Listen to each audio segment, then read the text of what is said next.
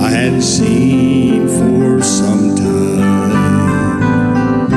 will stop by and ask me where you've been, what's on your mind.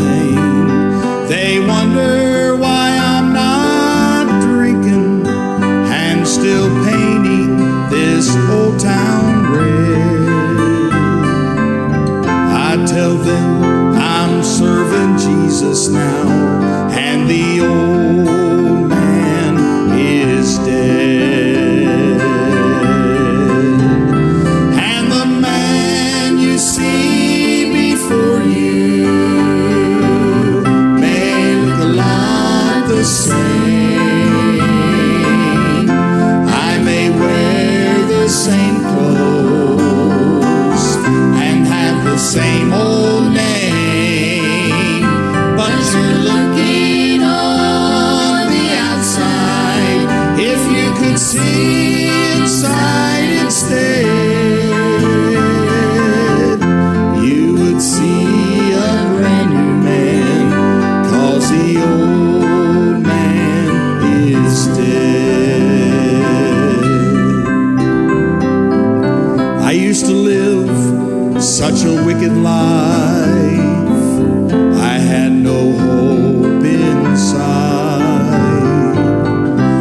I was lost in darkness, searching for the light. Then one night at a little church, after hearing what the preacher said, I gave my heart to Jesus, and now the old man is dead. And the man you see before you may look a lot the same. I may wear the same clothes and have the same old name, but you're looking on the outside. If you could see inside instead,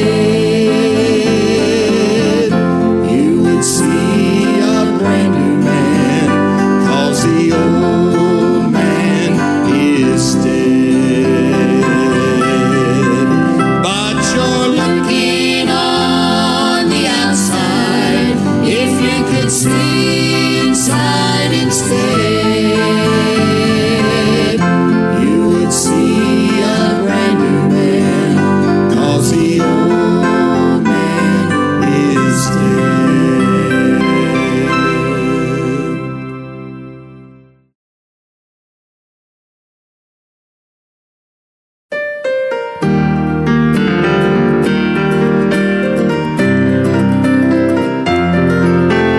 Born in a world of sin, hopelessly lost, no peace within, searching for love in a world of hate, no way I could win. Then the Savior came my way, He turned my darkness into day, and on that day I was born again. Praise the Lord, I was born to win.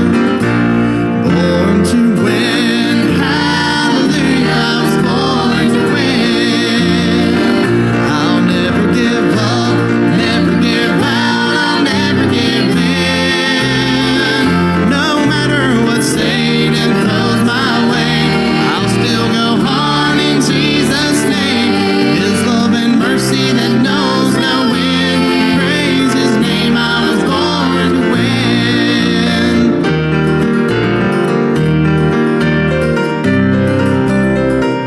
Since I began to run this race, many the trials I've had to face. Mountains so high, valleys so low, and rivers so wide. Well, no need to worry, no need to fret. Things may look bad, but it ain't over yet. God will go with me until the end. How can I lose when I was born to win? Born to win,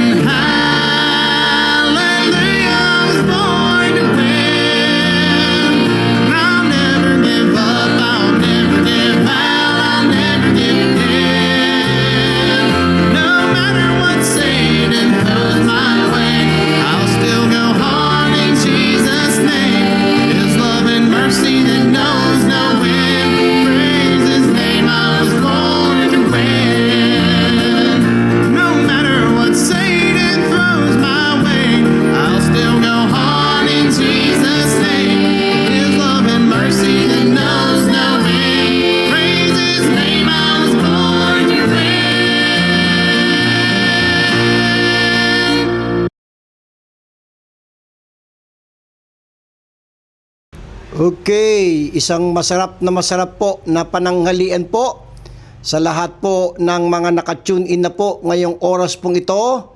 Purihin natin ang Panginoon at muli po tayo po ay nagkaroon ng pagkakataon po na tayo po ay makapag-broadcast muli dito po sa ating Daily Load of Benefits broadcast. At maraming salamat po sa bawat isa po na nagpapatugtog pa lang tayo ng awitin ay nakatune in na po.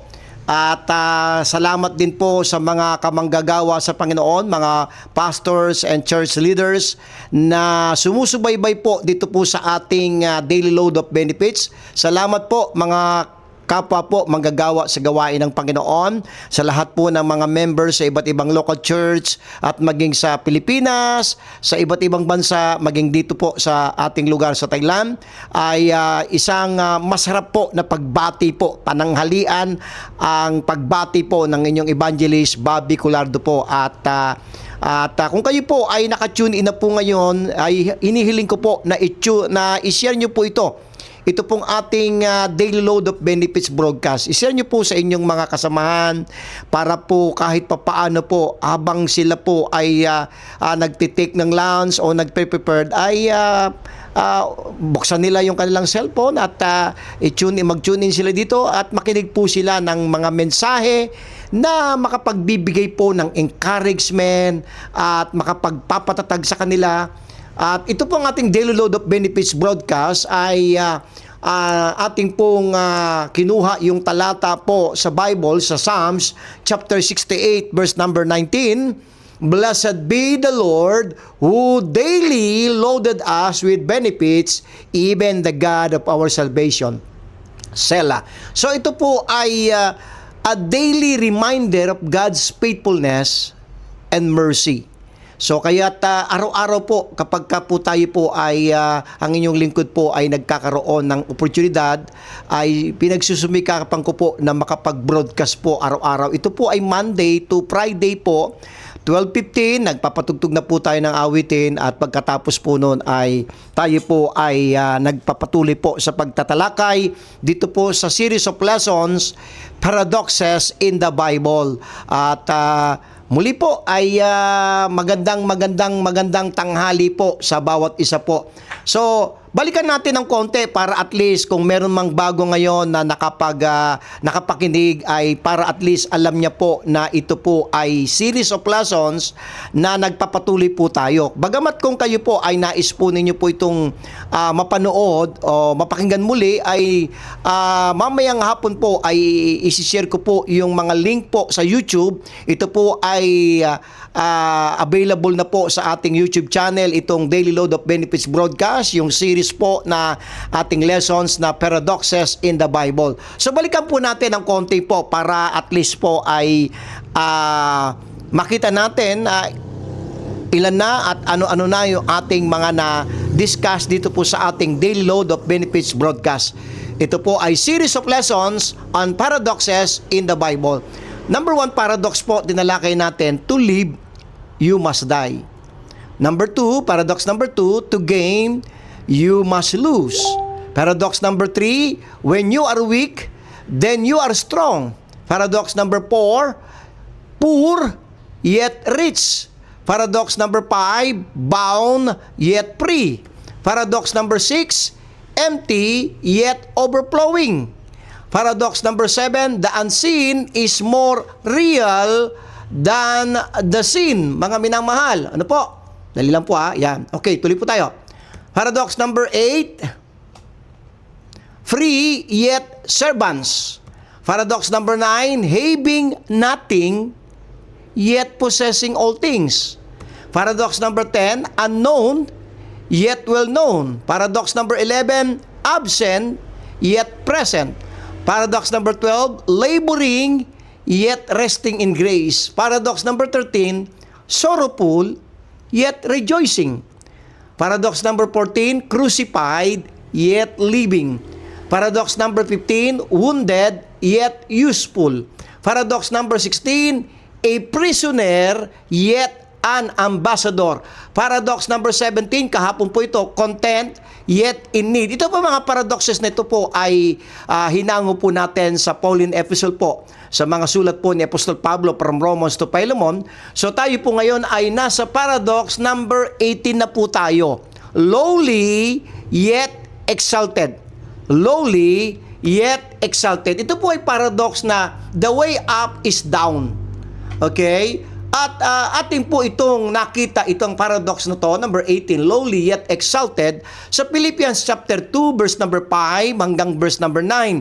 Babasahin ko po. Mag-start po tayo sa verse 5. Let this mind be in you, which was also in Christ Jesus. Verse 6, who, being in the form of God, thought it not robbery to be equal with God, but made himself, verse 7, but made himself of no reputation, and took upon him the form of a servant, and was made in the likeness of man. Verse 8, and being found in passion as a man, he humbled himself, and became obedient unto death, even the death of the cross. Verse 9, wherefore God also hath highly exalted him. Pasin po natin sa verse 8, he humbled himself. Sa verse 9, hath highly exalted him, and give him a name which is above every name. Diyan po natin nakuha yung ating paradox number 18, lowly yet exalted. Tayo po ay manalangin. Salamat po, dakilang Diyos, sa tanghali pong ito, at purihin ka, Panginoon, sa bawat isa na nagpapatuloy po na sumusubaybay dito sa ating Daily Load of Benefits broadcast. At patuloy po na ang ministering ito ay i-bless niyo po, at maraming mga brethren sa iba't ibang mga local churches ang makapakinig at ma-encourage sa mga mensahe na kanila pong mapapakinggan araw-araw, Monday to Friday, Panginoon. At salamat po sa oportunidad na ibinigay niyo po sa inyong lingkod na ngayon po ay nakapagtuturo po online po dito sa Facebook Live, at salamat po sa pribilehiyong ito, Panginoon. Basbasan niyo po ang aming pagtatalakay ngayong oras pong ito sa pangalan po ni Jesus. Amen at amen. So minsan pa po mga kapatid, isang masarap po na pananghalian po. Okay, so nandito po tayo sa paradox number 18, lowly yet exalted. The way up is down. Yan po yung paradox niyan. Let's go to the introduction po. Alam nyo mga kapatid, ay nagpapatuloy po tayo. Today we continue our study on the paradoxes found in the Pauline epistles. Ano ba yung paradox? A paradox is a truth that appears contradictory on the surface but reveals profound wisdom when viewed from God's perspective. Ito po mga paradoxes, para bang contradiction, lowly yet exalted on the surface. Pero kapag ka po ito po ay ating inaral, okay, ito po ay nagre-reveal ng karunungan, ng wisdom, okay, from God's perspective. Amen. Alam nyo, dito po sa ating paradox number 18, lowly yet exalted, the world teaches, alam nyo, ang mundo, ito yung kanilang turo eh. Promote yourself. Kaya ang tao, mahilig nilang ipaghambog ang kanilang sarili. Yan ang mundo eh. Advertise yourself. Exalt yourself. Taas mo sarili mo. Demand recognition. Ito pang pinakamatindi dyan. Climb over others to get ahead. Kaya ang mundo, pataasan eh. Kahit na tapakan nila yung kapwa nila tao, ay maabot lang nila yung kanilang goal. Walang halaga sa kanila yun. Okay? Yan yung mundo eh. Promote yourself, advertise yourself, exalt yourself, demand recognition, and climb over others to get ahead. But God's Word teaches exactly the opposite. Pero ang Bible po iba eh. Hindi ganun ang kanyang itinuturo, mga kapatid eh. Okay? In God's perspective, ito po, the servant becomes the leader. Sa perspektibo ng Diyos po, kung gusto mo maging leader, kailangan maging servant ka eh. The servant becomes the leader. The humble become honored. Yung nagpapakumbaba, yun yung ino-honored ng Diyos eh. The last become first. The lowly become exalted. Yan po yung perspektibo ng Diyos eh. Human wisdom says, lift yourself up. Ay, yan yung mundo eh. Divine wisdom says, humble yourself and God will lift you up. Amen? This is the paradox lowly yet exalted. Amen? Dumako tayo po sa first point nitong ating mensahe ngayong paradox number 18, lowly yet exalted. Number 1, Christ chose humility when He deserved glory. Mas pinili ng ating Panginoon yung humility, bagamat deserve niya yung glory. Ang sabi sa Philippians chapter 2, mas maganda, buksan po natin yung mga Bible po natin, mga minamahal. Philippians chapter 2 po. Philippians chapter 2, basahin po natin po itong yung buong verse ng Philippians chapter 2, verse 6 and 7. Okay, babasahin ko po. Sabi sa verse 6, who being in the form of God, thought it not robbery to be equal with God. Ito po, but made himself of no reputation, and took upon him the form of a servant, and was made in the likeness of men. Yan po ang ginawa ng ating Panginoon, mga kapatid Jesus possessed divine glory, divine authority, and divine majesty. Yet, ito po He voluntarily humbled himself. Bagamat ang ating Panginoon, deserve po niya. Siya po ay, he possessed divine glory, divine authority, and divine majesty. Yet, ang ginawa ng ating Panginoon, voluntarily, ang sabi sa verse 7, but made himself of no reputation, and took upon him the form of a servant, and was made in the likeness of man, and being found in passion as a man, he humbled himself. Yan po ang ating Panginoon, mga kapatid. Sa John chapter 17, pero tingnan po natin sa John chapter 17. Ano po sabi ng Panginoon? John chapter 17 po tayo. Verse number 5. Sabi po si John chapter 17 and verse number 5. Says in verse number 5, and now, O Father, glorify thou me with thine own self, with the glory, I want you to note this, with the glory which I had with thee before the world was. Kaya po si Jesus Christ possessed divine glory Okay? The glory which I had with thee before the world was. Sa 2 Corinthians 8:9, ito yung ginawa ng Panginoon Though He was rich, maganda pa sabi po natin. 2 Corinthians chapter 8 verse 9. Ang ganda po nito 2 Corinthians chapter 8 and verse number 9. Ang sabi po 2 Corinthians 8:9, for you know the grace of our Lord Jesus Christ, that though He was rich, okay, Christ chose humility when He deserves glory. Ang sabi sa verse 9, for you know the grace of our Lord Jesus Christ, that though He was rich, yet for your sakes He became poor, that yet through His poverty might be rich. Ano po yung paradox dito sa point number 1 natin? The one who deserved the highest place choose the lowest place. Alam nyo, our Lord Jesus Christ deserved the highest glory, the highest praise. And yet, anong ginawa ng ating Panginoon? He chose the lowest place. Ano yun? And became a servant. Okay? Ang sabi sa Philippians chapter 2, mas ninais pa niya yung isang kalagayan na maging isang servant. Sabi diyan, sa verse 7, Philippians 2:7, babasahin ko ulit, but made himself of no reputation, and took upon him the form of a servant. The one who deserved the highest place, walang ibang ating Panginoon, choose the lowest place. Amen. Dumako po tayo sa point number 2. You know, humility is the character of Christ.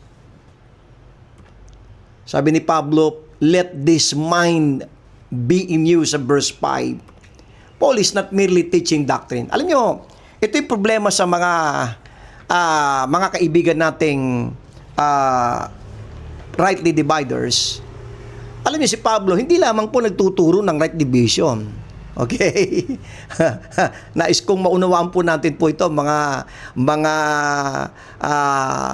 sobrang lalim na sa right division. Paul is not merely teaching doctrine, he is teaching attitude. Okay? Hindi lamang po ang Bible, ang Pauline epistle ay pure right division. Okay? Paul is teaching attitude.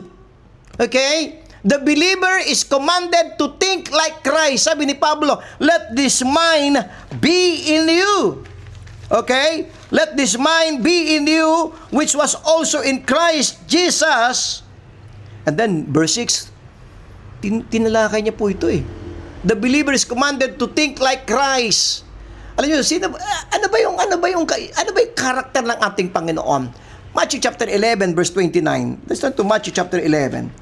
Tingnan natin ating Panginoon. Okay? Humility is the character of Christ eh. Okay? Kaya nung sinabi ni Pablo, let this mind be in you. Paul is teaching attitude. The believer is commanded to think like Christ. Ano ba meron kay Kristo? Matthew chapter 11 and verse number 29. Ang sabi sa verse 29, take my yoke upon you and learn of me, for I am meek and lowly in heart. Yan po ang ating Panginoon eh. And you shall find rest unto your soul. Ang sabi diyan ni Pablo sa Romans chapter 12 verse number 16. Romans chapter 12 and verse number 16.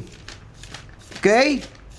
Romans chapter 12 and verse number 16. It says in verse 16, be of the same mind, one toward another. Ito maganda yun. Mind not high things. Ang ganda ng verse na ito eh. But condescend to men of low estate, be not wise in your own conceits. Ito po yung paradox dito po sa ating point number 2. The greatest mind ever known was clothed in humility. Ulitin ko po. The greatest mind ever known was clothed in humility. Kaya sabi ni Pablo, let this mind be in you. Sa Philippians 2:5. Okay? At ito po ay pinapakita yung tamang attitude. Supposed to be ng bawat believers po. Humility is the character of Christ. Point number 3. You know, God resists the proud. Ayaw ng Panginoon yung mapagmataas, mapaghambog eh. One reason humility is necessary is because pride opposes God. From the beginning, mula pa doon kay Lucifer, pride yung nagpabagsak sa kanya. Yan po ay pride opposes God. That's why kailangan talagang ang tayo po ay kailangan talaga yung nandoon yung pagpapakumbaba natin. Sabi diyan sa Romans 12:3, not to think of himself more highly than he ought to think. Minsan lumalampas na tayo sa sobrang yabang eh, mga kapatid eh. Sabi sa Romans 12:3, basahin natin po. For I say, through the grace of given unto me, to every man that is among you, not to think of himself. Huwag mong isipin yung. Sabi niya, huwag ka mag-isip ng bagay ito eh. Not to think of himself more than highly than he ought to think, but to think soberly, according as God hath dealt to every man the measure of faith. Amen. Sabi diyan sa 1 Corinthians chapter 4 verse number 7. 1 Corinthians chapter 4 and verse number 7 po. Sabi sa verse number 7, for who maketh thee to differ from another? And what hast thou that thou didst not receive? Now if thou didst receive it, why dost thou glory? And if thou had not received it, bakit hindi mo natatanggap yun? Mga kapatid, yung bagay na yun. Okay? Sabi sa Galatians 6:3, if a man think himself to be something, when he is nothing, he deceiveth himself. Kaya may mga tao na parang isip niya. Nag-iisip siya ng isang bagay sa sarili niya na hindi naman, wala naman sa kanya yun. At kung nag-iisip ka man ng mga bagay na parang, itong masakit eh, mga kapatid eh. Yung mga bagay na naiisip natin na yun ang nagbibigay sa atin ng pride, mga kapatid, yun po yung magpapabagsak po sa atin, mga minamahal. Ano po yung paradox po dito sa point number 3 natin? The person trying to exalt himself, ito po ang masakit, is actually moving downward.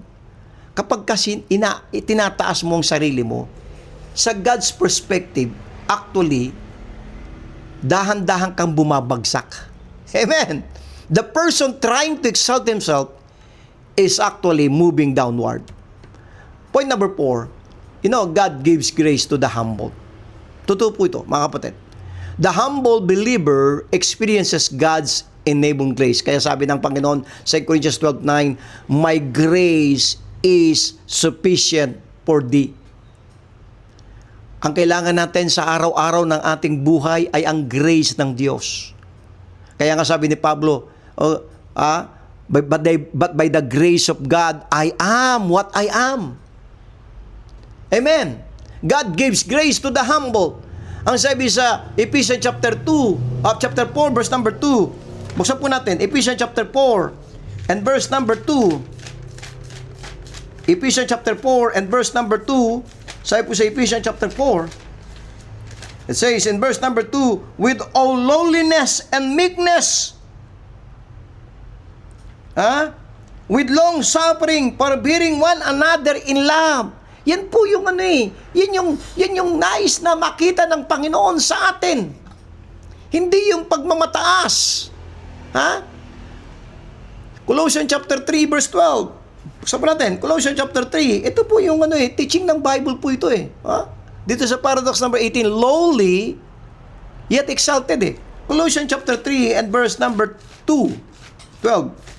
Sabi sa Colossians chapter 3 and verse number 12. Basahin ko po, verse 12.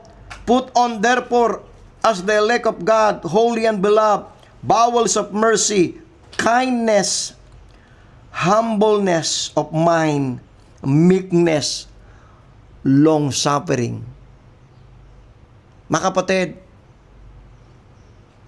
Colossians to, mga kapatid, Ephesians, Corinthians, mga talata na isinulat ni Apostol Pablo. Okay, the same apostle na nagsabi na rightly dividing the word of truth, the same apostle na nagsabi, put on humbleness of mind with all lowliness and meekness. Amen. Ito po yung paradox po dito sa point number 4 natin. Those who lower themselves receive greater grace. Sabi sa 1 Peter chapter 5. Listen to 1 Peter chapter 5 and verse number 5. Ang ganda pong verse po ito. 1 Peter chapter 5 and verse number 5. Sabi sa verse 5, likewise, ye younger, submit yourselves unto the elders, ye all of you being subject one another, and be clothed with humility, for God resisteth the proud and giveth grace to the humble. Amen. Let's go to point number 5. Paul himself walked in humility. Madalas kong nababasa sa mga post po dito sa Facebook, follow Paul. O tingnan natin. Because Paul himself walked in humility. Paul could have boasted. Ano nyo, kung may Philippians chapter 3 tayo, tingnan po tayo. Kung kung may ipagyayabang, meron po si Pablo . Kaya, tinabasahin po natin po. Philippians chapter 3. Okay? Sabi niya po, no? Okay? Verse 4. Tiniyo, Philippians chapter 3. Paul could have boasted . Sabi niya sa verse 4, though I might also have confidence in the flesh, if any other man thinketh that he hath whereof he might trust in the Lord, in the flesh, trust in the flesh, I more. Bakit po? Because he was highly educated, a Hebrew scholar, and then an apostle. Pansinin po niyo, mga kapatid, yet he described himself differently. Sabi niya sa Ephesians, sino niyo, paano niyang dinidescribe yung kanyang sarili? Ephesians chapter 3, verse number 8, unto me who am less than the least of all saints. Yun yung kanyang pagpapakilala sa kanyang sarili. Unto me who am less than the least of all saints is this grace given that I should preach among the Gentiles the unsearchable riches of Christ. 1 Corinthians chapter 15 verse 9. Tingnan po natin. Paul himself walked in humility.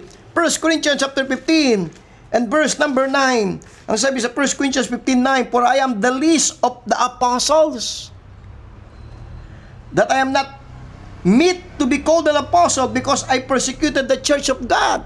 Tingnan po natin.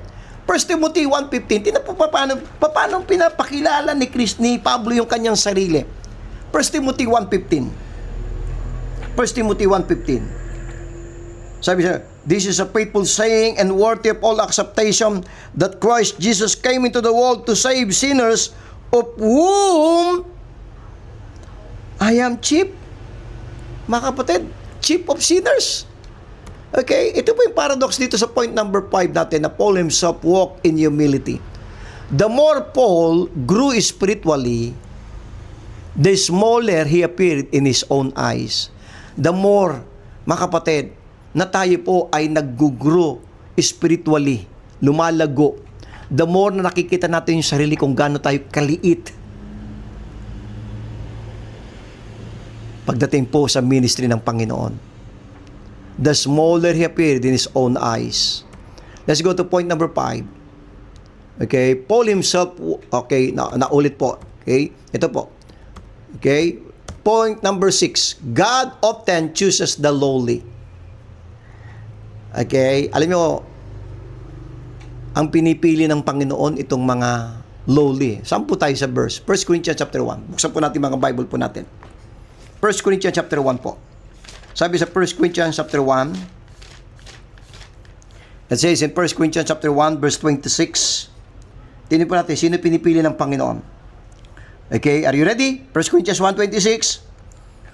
For ye see your calling, brethren, how that many wise men after the flesh, not many mighty, not many noble are called, but God hath chosen the foolish things of the world to confound the wise, and God hath chosen the weak things of the world to confound the things which are mighty. Verse 28, and base things of the world, and things which are despised, hath God chosen, yea, and things which are not, to bring to naught things that are, that no flesh, ito maganda dun that no flesh should glory in His presence. God often chooses the lowly. God often chooses fishermen, shepherds, yan yung mga pinili ng Panginoon widows, and servants. Yan yung pinipili ng Panginoon rather than the world's elite. Sabi sa 1 Corinthians 1:27, God hath chosen the foolish things of the world. Here's the paradox po dito sa point number 6 po natin.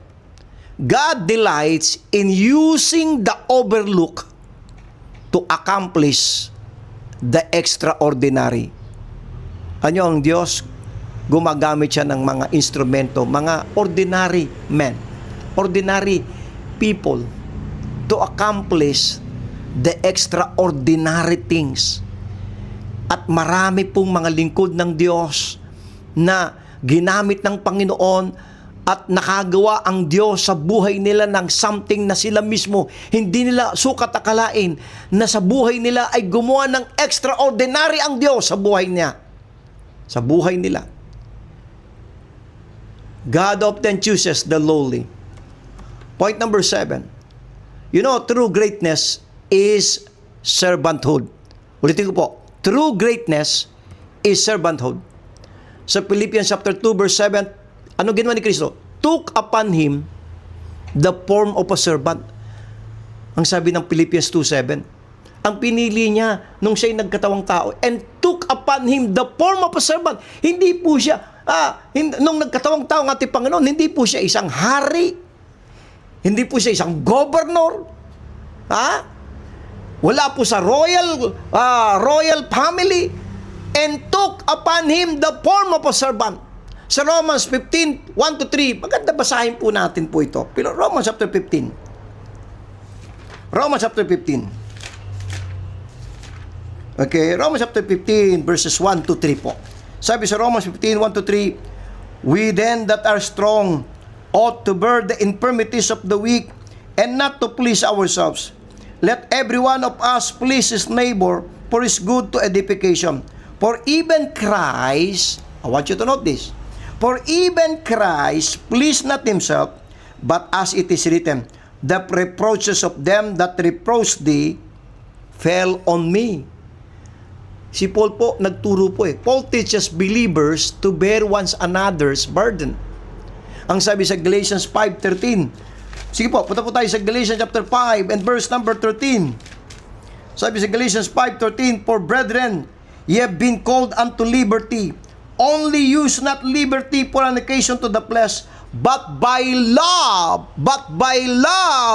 serve one another. Alam niyo po, ang true greatness is servanthood, mga kapatid. Ito po yung paradox po dito. The greatest Christians are often the greatest servants. Amen. Ulitin ko po ito. The greatest Christians are often the greatest servants. Let's go to point number 8. You know, suffering often accompanies humility. Yan po yung bakit merong suffering sa buhay natin. Yan po ay may ginagawa po sa ating buhay para tayo po ay i-humble nitong suffering na to eh. Humility is frequently tested through suffering.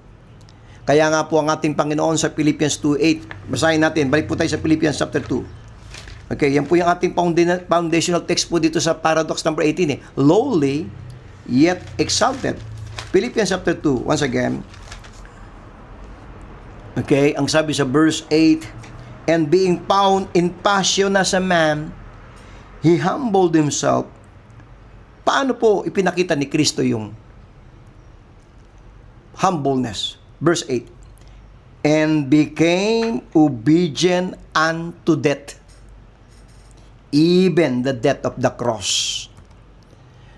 Ang sabi sa Romans 8:17, Romans chapter 8 and verse number 17, alam niyo yung suffering, yan po ay nagbibigay sa atin ng perspektibo na para tayo po ay mag-humble. Romans 8:17, And if children, then heirs of God, and joint heirs with Christ, if so be that we suffer with Him, amen, we may be also glorified together. Amen. Amen. Kaya nga sa 2 Timothy 2:12, if we suffer, we shall also reign with Him. Ano po yung paradox po dito sa point number 8 natin? The road of humility often passes through suffering before glory. Ang tao nagmamadali doon sa glory. Pero kailangan mo magdaan dito suffering eh. Yan po yung daan ng pagpapakumbaba. The road of humility often passes through suffering before glory. Let's go to point number 9. God exalts in His time. Alam nyo, antayin natin ng Diyos. Sa Kanyang tamang panahon, ay itataas niya yung mga nagpapakumbaba. Ang sabi diyan sa Philippians 2:9, Wherefore God also hath highly exalted Him. Okay? Notice, Jesus did not exalt Himself. The Father exalted Him. Sabi diyan sa Romans 2:7, Seek for glory and honor. 2 Timothy 4:8, A crown of righteousness. Ano po yung paradox po dito? God's promotion is better than self-promotion. Antayin natin ang Diyos sa Kanyang perfect time na ibibless, itataas ka niya, i-exalt ka niya. Huwag kang magmadali. Because God's promotion is better than self-promotion. Let's go to point number 10.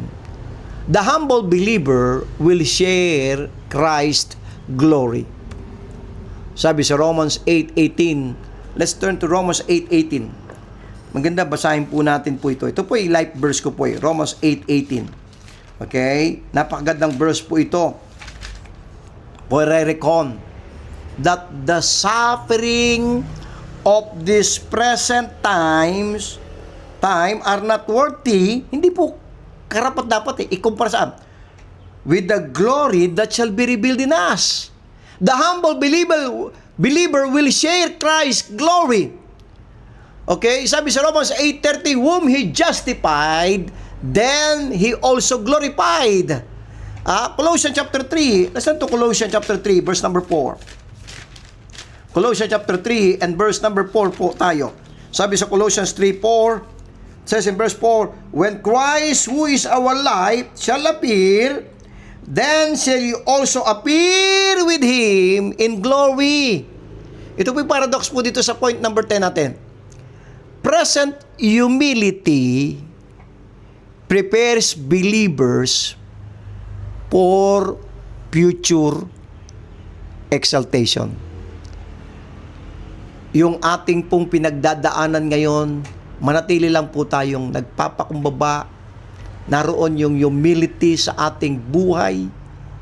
At yung humility na yon ay inihahanda tayo ng Panginoon sa future glory, sa future exaltation. Meron pong glory na, sabi diyan, are not worthy to be compared with the glory that shall be revealed in us. Sa 2 Corinthians chapter 4, dagdagan pa po natin ang talata. Sa 2 Corinthians chapter 4, ito po ang sarapang talata sa Bible. Sa 2 Corinthians chapter 4, sa verse 17, tinan po nyo, 2 Corinthians 4:17, babasahin ko po, for our light affliction, okay? For our light affliction, which is but for a moment. Pero yung mga affliction na yun, yung suffering na yun pansamantala yun Pero ito pong nangyayari, worketh for us a far more exceeding and eternal weight of glory. Mga kapatid, tandaan niyo po natin, present humility prepares believers for future exaltation. Amen. Let's go to practical application po nitong ating paradox number 18. Tanungin natin sarili natin. Do I seek recognition from men? Sabi ng 2 Timothy 2:15, study to show thyself approved unto God. I don't care kung hindi ako approved sa mga tao. Ang sabi ng Bible, approved unto God. Do I seek recognition from men? Am I willing to serve without applause? Willing ba tayong maglingkod, mag-serve, kahit walang pumapalakpak, kahit walang nagre-recognize? Am I willing to serve without applause? Do I struggle with pride? Am I content to let God promote me? Hayaan natin ang Diyos. Huwag tayo magmadali, mga kapatid. Amen. Is my attitude, ito po, is my attitude becoming more Christ-like? Amen. Tandaan po natin po ito. Humility is not thinking less of yourself. Humility is thinking of yourself less. Amen. Amen. Dumako tayo sa conclusion po nitong ating mensahe na paradox number 18. Lowly yet exalted. Alam niyo ang mundo, the world says, climb higher. Sige. Reach your dream. Climb higher. Christ says, bow lower. Bow lower. Magbow ka. Magpakumbaba ka. The world says, exalt yourself. God says, humble yourselves. Alin dyan sa dalawang pipiliin mo? Mga kapatid, Jesus left heaven's throne. Iniwan niya po yung trono, became a servant, and died on the cross, and was exalted above every name. Basahin natin muli itong sa ating conclusion, Philippians chapter 2. Basahin natin muli. Napakagandang mga talata po ito At huwag po tayong magsawa na basahin natin itong mga talatang ito Philippians chapter 2, once again po. Balik po tayo sa Philippians chapter 2. Okay? Ang sabi sa verse 8, and being found in passion as a man, he humbled himself. Sabi diyan sa verse 7, okay, verse 6, who being in the form of God, thought it a robbery to be equal with God. Iniwan niya yung heaven's throne Okay? But made himself of no reputation and took upon him the form of a servant. He became a servant. Okay? And was made in the likeness of man, and being found in passion as a man, he humbled himself and became obedient unto death. He died on the cross. Pero tingnan nyo, verse 9. Wherefore, amen, and was exalted above every name. Ang sabi sa verse 9, wherefore God also hath highly exalted him, and given him a name which is above every name. Amen. The same principle remains true for believers today. Pareho lamang pong prinsipyo po ang nais kong maunawa natin. The way up is down. Lowly, yet exalted. Pasamantala po, dito po natin tinatapos yung ating Daily Load of Benefits broadcast ngayong araw pong ito, Tuesday, mga minamahal, at June 9. At maraming salamat po. Ulitin ko po, bukas po ay patuloy po nating subaybayan itong ating Daily Load of Benefits. Ito po ay series of lessons on paradoxes in the Bible. Okay? Deep truth that reveal God's wisdom beyond human logic. So, tatapusin ko po ang ating broadcast ngayong oras pong ito sa magitan po ng isang napakagandang awitin. Pakinggan po natin. At maraming salamat po sa mga nakinig po. At pakinggan po natin po itong awit na ito. Ito po ang ating closing po ng ating broadcast today.